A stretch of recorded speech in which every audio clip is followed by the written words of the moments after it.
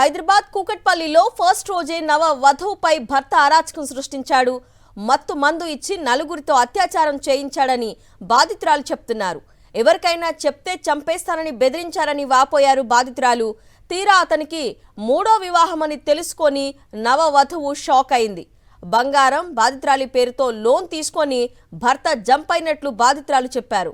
హవాలా డబ్బులు ఇతర రాష్ట్రాలకు పంపించేవాడని పోలీసులకు ఫిర్యాదులో వివరించారు బాధితురాలు. మా షాప్ ఒకటి రెంట్కి ఉంది, దానికి వాళ్ళు రెంట్కి వచ్చారు సార్. ఈస్టర్న్ ట్రేడింగ్ సొల్యూషన్స్ అని చెప్పి పెట్టారు, ట్రేడింగ్ చేస్తామని చెప్పి పెట్టారు సార్ ఆ షాప్. దాని తర్వాత ఫ్రీక్వెంట్గా మా ఆఫీస్ దగ్గర కూడా వచ్చేవాళ్ళు సార్ వాళ్ళు. దాని తర్వాత మళ్ళీ ఫస్ట్ వీక్లో రెసార్ట్కి తీసుకెళ్ళారు. నాకు అక్కడ అంటే ఏమి మత్తు పదార్థాలు ఇచ్చారో తెలీదు. అది తిన్న తర్వాత నేను నా కాన్షియస్ స్టేట్లో లేను సార్. నేను తర్వాత అలా 3 సార్లు ఒకసారి బేగంపేట్ ఫ్లాట్లో కూడా అలా చేశారు సార్. నన్ను అంటే రేప్ చేశారు సార్ వాళ్ళు.